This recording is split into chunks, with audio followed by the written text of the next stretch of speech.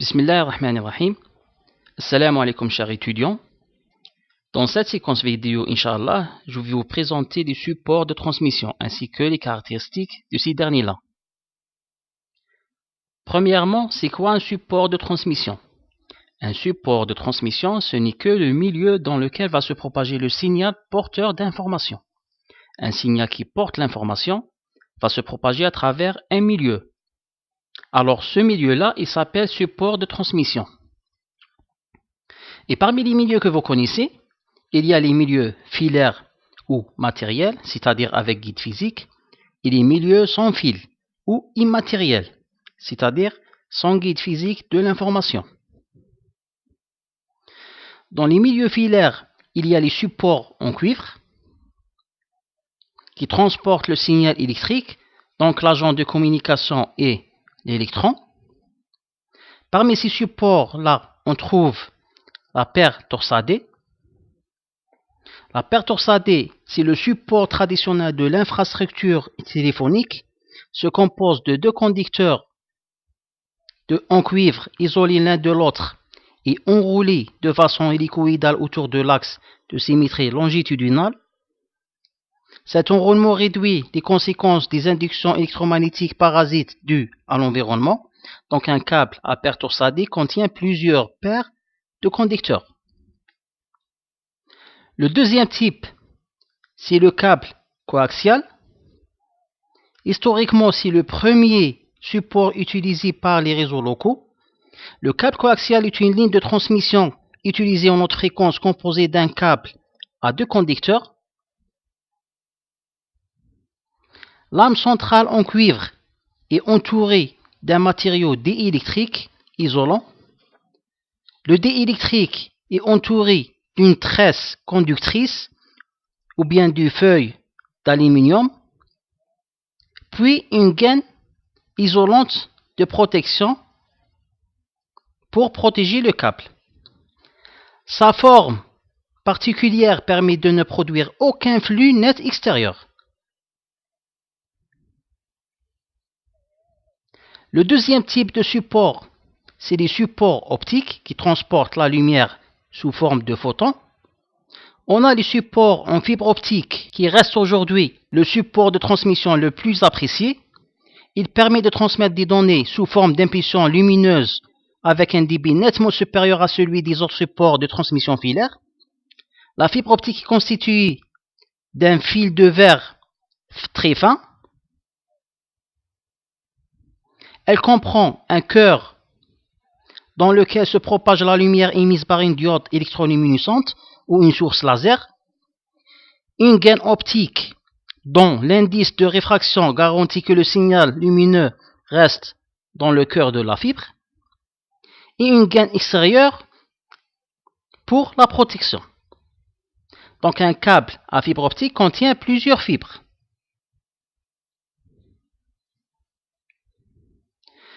Parmi les supports optiques aussi, on trouve les faisceaux infrarouges. Par exemple, dans cette photo, on voit des barrières infrarouges installées. Le transmetteur envoie un faisceau infrarouge invisible au récepteur. Si ce faisceau est rompu, alors le récepteur signale une alarme. C'est un exemple d'application des faisceaux infrarouges pour contrôler l'accès aux endroits.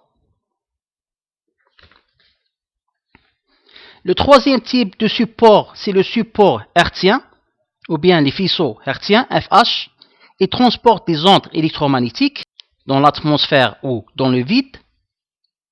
Les faisceaux hertziens reposent sur l'utilisation de faisceaux de fréquence très élevés produits par des antennes directionnelles émettant dans une direction donnée pour assurer la communication entre les différents équipements utilisant ce genre de support.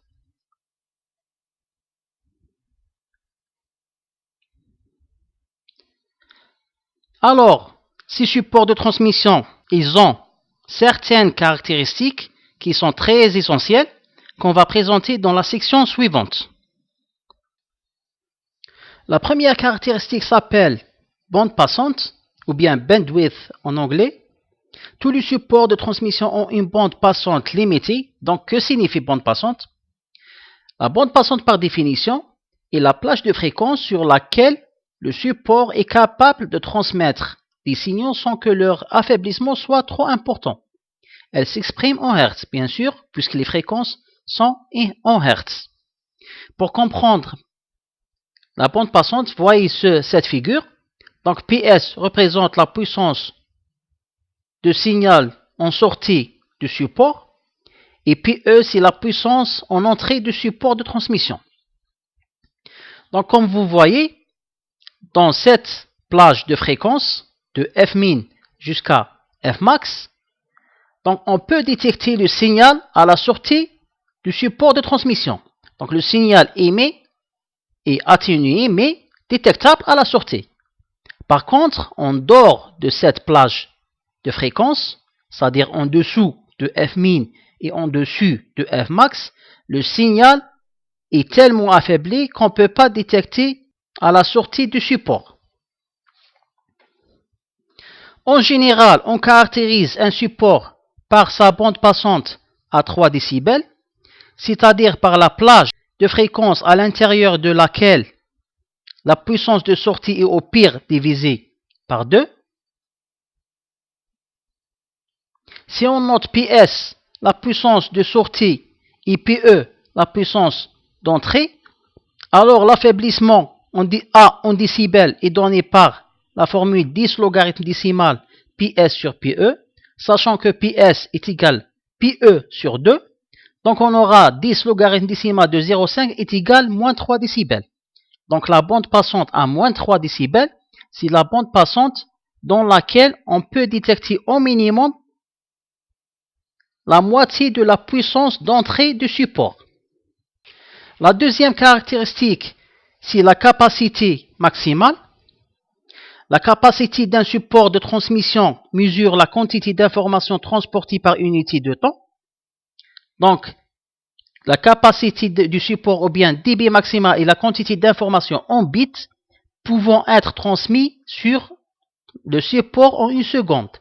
Donc, l'unité de la capacité est en bps, c'est en bits par seconde.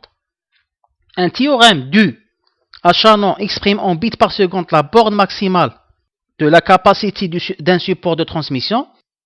Dans cette formule, W est la largeur de la bande passante de support exprimée en Hertz.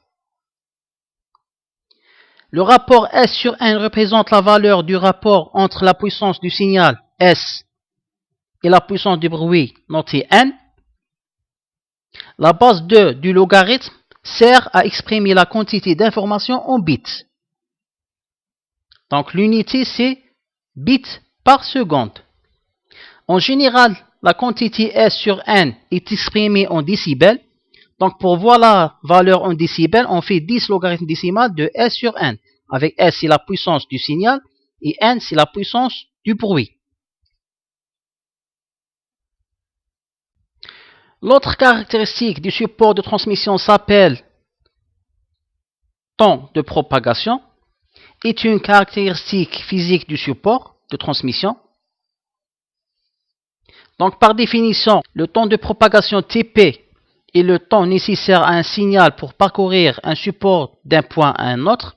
Ce temps dépend donc de la nature du support. Est-ce que c'est du cuivre? Est-ce que c'est une fibre optique? Ou bien un support sans fil? Et aussi de la distance que va parcourir le signal. Donc parcourir des mètres, ce n'est pas la même chose de parcourir 100 mètres. Et également de la fréquence du signal. Donc un signal à faible fréquence ne peut pas parcourir des grandes distances. Par contre, un signal à très grande fréquence peut parcourir des très grandes distances.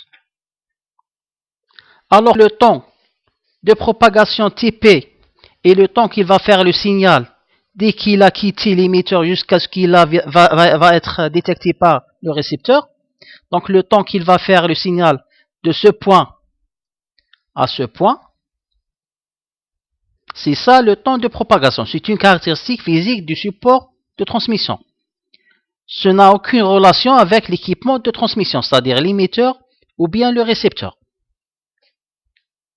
Une autre caractéristique toujours avec le temps, s'appelle temps de transmission ou bien de traitement. Dans cette fois-ci, on montre la capacité de calcul de l'émetteur et du récepteur. Donc par définition, T est le délai qui s'écoule entre le début et la fin de la transmission d'un message sur une ligne. Donc dans cette fois-ci, on va entrer la capacité de calcul de l'équipement émetteur et de l'équipement récepteur. Donc le début, c'est quand on va commencer à émettre et quand on a fini à émettre. Donc il est égal, par définition, le rapport entre la longueur du message, c'est-à-dire combien de quantité d'informations on va transmettre, et le débit de la ligne, c'est-à-dire combien elle peut émettre cette ligne de transmission. Donc il est égal L en bits divisé par D, c'est le dB en bits par seconde. Donc le temps de transmission ou de traitement, c'est le temps qui s'écoule entre le début et la fin de transmission d'un message. Quand on a commencé à émettre jusqu'à la fin de transmission de message. Et enfin, le temps de traversée. Le temps de traversée ou délai d'acheminement sur un support est égal au temps total mis par un message pour parvenir d'un point à un autre. C'est donc la somme entre le temps de propagation qui est propre à la ligne de transmission et le temps de traitement qui est propre à l'équipement. Et voilà, le temps de traversée est égal à TP plus TT. Autre caractéristique d'un support de transmission, on parle de la longueur élémentaire. Alors c'est quoi la longueur élémentaire? Alors la longueur élémentaire d'un support est la longueur maximale de support au-delà de laquelle le signal doit être amplifié ou répété ou bien régénéré pour être correctement reçu. C'est-à-dire le signal au-delà de cette longueur va devenir faible. Devenir faible, ça veut dire quoi? Ça veut dire l'information qu'il contient, on ne peut pas la détecter. Donc l'importance de l'affaiblissement dépend des caractéristiques physiques du support. Donc il est moins important dans les fibres optiques que dans les câbles électriques, dans les câbles coaxiaux que dans la paire torsadée. Alors question de la longueur élémentaire, la fibre optique, elle est meilleure que le câble coaxial. Et le câble coaxial est meilleur que la paire torsadée.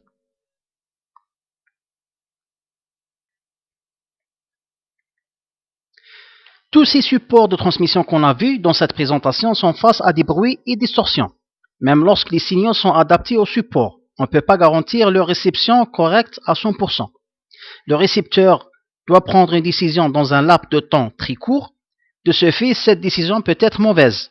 Par exemple, un symbole 1 émis donne une décision symbole 0 reçu, ce qui constitue une erreur de transmission. Les fibres optiques sont les meilleurs supports car le taux d'erreur est très faible. Les câbles et les supports métalliques présentent des taux d'erreur moyens et les liaisons sans fil ont un taux d'erreur variable, sensible aux conditions météorologiques. Ainsi va se terminer cette section. Je vais vous voir dans le prochain chapitre. Merci et bonne chance.